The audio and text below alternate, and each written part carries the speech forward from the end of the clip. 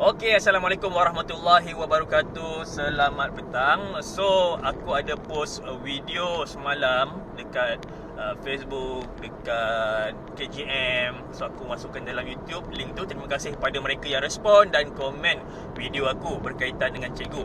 Okey. So, aku tengok dekat video tu ada banyak reaksi. Reaksi yang bersetuju, reaksi yang bersetuju tapi mengeluarkan pendapat lain. Ada juga yang membantah. Okey, yang setuju tu kebanyakannya mereka adalah dalam kalangan guru yang senasib dengan apa yang aku ceritakan dalam video tu, iaitu mereka yang posting ke Sabah dan Sarawak. Tak apa cikgu, saya faham. Semoga cikgu-cikgu yang menerima nasib yang sama seperti yang diperkatakan dalam video tu cepat-cepat dapat tukar, kan? Okey, ada juga cikgu-cikgu yang cakap macam mana cakap, dia bersetuju dengan apa yang aku kongsikan. Tapi mereka lebih cakap, oh, kita kena bersyukurlah dapat ramai yang kat luar sana tu tak dapat kerja. Bersyukurlah, kita kena saya yang menurut amanah, yang menjalankan amanah. Okey. Dan ada juga yang golongan-golongan yang membantah. Walaupun dalam video tu 9 minit lebih aku katakan banyak berkaitan dengan kecaman. Kita nak kecam boleh, tapi biarlah kecaman tu benda yang berdasarkan fakta dan ilmu. Setakat kecam tanpa tahu isu sebenar, lebih baik tak payah kecam. Ia lebih nampakkan kita ni sangat jahil dan bodoh dalam mengutarakan sesuatu isu. Okay? So, kalau nak kritik sesuatu isu, biar faham isu. Jangan kritik disebabkan kita ada sejarah dengan cikgu lama kita kena rotan. Kita nak utarakan ketidakpuashatian kita dengan mengecam semua kejayaan guru. Itu adalah satu perbuatan yang sangat bodoh dan jahil. Okey, kita abaikan orang-orang macam ni. Dia guna fake account pun, jangan layanlah. Attention seeker lagi namanya. Okey, baik. Seterusnya dalam komen tu juga aku ada perhatikan ramai yang mengutarakan konsep bersyukur.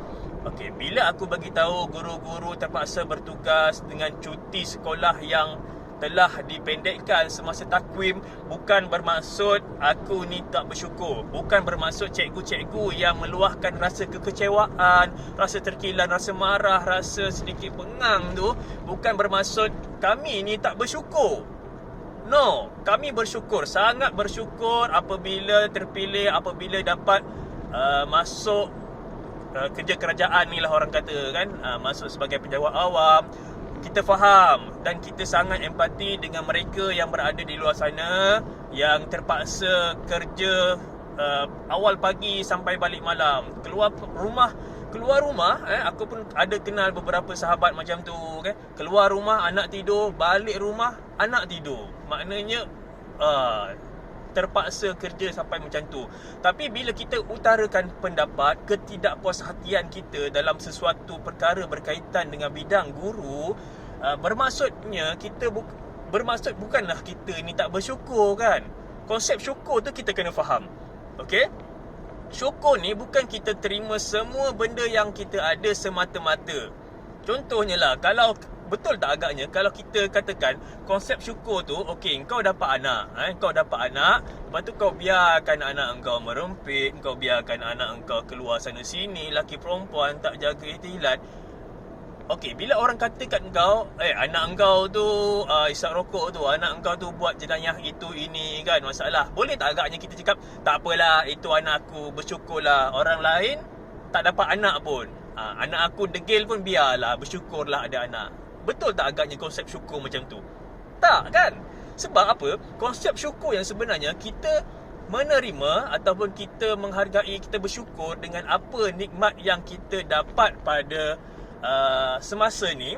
Tapi dalam masa yang sama kita boleh berusaha, kita boleh ikhtiar untuk mendapatkan benda yang lebih baik daripada benda yang telah ada sekarang. Okey, jadi kepada mereka yang komen cikgu-cikgu ni, tak kisahlah bukan cikgu sekalipun, ni umum lah. Okey, umum lah, maknanya kita ni janganlah bagi tahu dekat orang tu bila orang tu mengeluarkan pendapat, orang tu mengeluarkan rasa tak puas hati, bukan bermaksud dia tak bersyukur. Sangat bersyukur dapat pilih sebagai cikgu ni, kan. Bukan senang nak dapat cikgu, kan. macam mana cakap bersyukur tadi lah. Jadi aku rasa semua faham konsep ni. Kita bersyukur dengan apa yang kita ada, tapi dalam masa sama kita nak akan benda yang lebih baik. Sebab aku tahu orang yang komen macam tu bukan dia tak pernah susah, pernah. Tapi bila dekat dia senang kan, syukurlah, ikutlah macam apa. Dia bolehlah cakap dia senang kan. Kalau macam tu, kenapa bila kau posting dekat tempat awal tu, kau tak stay dekat tempat yang sama, sekolah yang sama sampai kau pencen? Sebab apa? Sebab nak dekat dengan mak ayah, sebab nak dekat dengan pasangan, jauh daripada rumah yang kita beli. Kenapa kau tak bersyukur dan stay tempat tu sampai kau pencen? Kalau benda tu, kalau konsep syukur macam tu lah yang kau amalkan, maknanya benda tu kau dah tak amalkan. Okay? So, perbetulkan balik konsep syukur kita. Kita syukur dengan apa yang kita ada, tapi dalam masa yang sama kita doa, kita usaha, kita ikhtiar untuk dapatkan yang lebih baik untuk kita. Okay? Right, tu konsep syukur lah. Lepas tu ada lagi yang cakap berkaitan dengan cikgu juga. Ada juga aku perhatikan komen-komen dekat public. Dia cakap, cikgu bersyukurlah kerja kerajaan mudah kan, cuba masuk swasta, cuba bagi tahu marah-marah bos macam tu, tengok kena pecat ke tidak. Macam mana cakap Okey, macam ni lah. Kerajaan adalah KPM sendiri adalah bos kepada kami, yang guru-guru ni. Kalau kita sebagai pekerja, kita ni pekerja adalah penjawat awam ni, boleh mengutarakan ketidakpuashatian kita, apa yang masalah terjadi kepada kita, kepada bos kita, iaitu kerajaan. Awak sebagai pekerja swasta, okey, tak payahlah nak campur tangan. Tak payahlah nak campur tangan benda ni. Sama juga benda ni, kebanyakan percayalah, orang-orang yang komen macam tu, bila government bagi bonus kepada penjawat awam 500, orang ni jugalah yang akan melalak, cakap apa ni government dapat bonus itu ini, dapat kemudahan, moratorium lah, apa segala bagai tu yang diberikan kepada penjawat awam. Orang macam ni lah juga yang dia tak puas hati. Kau kenapa tak puas hati? Penjawat awam, bosnya adalah kerajaan. Awak sebagai pekerja swasta, bosnya adalah bos awak sendiri, syarikat. Okey, so apa yang penjawat awam utarakan kepada kerajaan adalah dalam ruang lingkup pekerja dan juga majikan. Okey, kepada awak tu tak payahlah awak korang ke, sopan pula awak kan, kepada korang yang utarakan benda ni macam tak payahlah okey, bukan semua, ada seorang dua lah, yang lain okey kan. Okey, lepas tu aku ada perhatikan juga ramai yang membandingkan apabila guru ni minta cuti sedangkan dapat 3 bulan cuti dah. Ramai yang cakap cikgu dah 3 bulan cuti tanpa buat kerja, gaji buta. Cek baliklah rezeki tu halal ke tak kalau tak mengajar. Lepas tu dia cakap, okey, bila dah cikgu cuti 3 bulan tak cukup ke? Nak cuti lagi bulan 12, nak cuti lagi raya haji. Cuba bandingkan dengan polis dan askar sana tu. Mereka ni berjuang, mereka ni frontliner, mereka ni tak ada cuti pun. Cuti sikit tu pun dibekukan, kena mohon, susah nak cuti. Cikgu dah banyak cuti. Okey, macam ni lah. Aku bagi satu situasi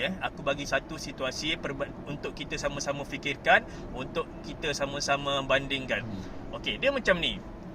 Kalau kita pergi ke padang bola, okey, kita main bola, tak kisahlah main apa-apa permainan.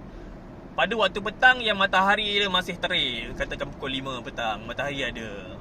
Okey, kita main bola, kita berpeluh, panas. Boleh tak agaknya orang yang main bola tu cakap, okey, panas betul padang ni, panas betul lah cuaca hari ni. Pernah tak nampak orang yang main bola fikir macam tu? Tengah main bola, aduh, peluh banyak, kan? Tak selesa. Ada tak? Tak ada.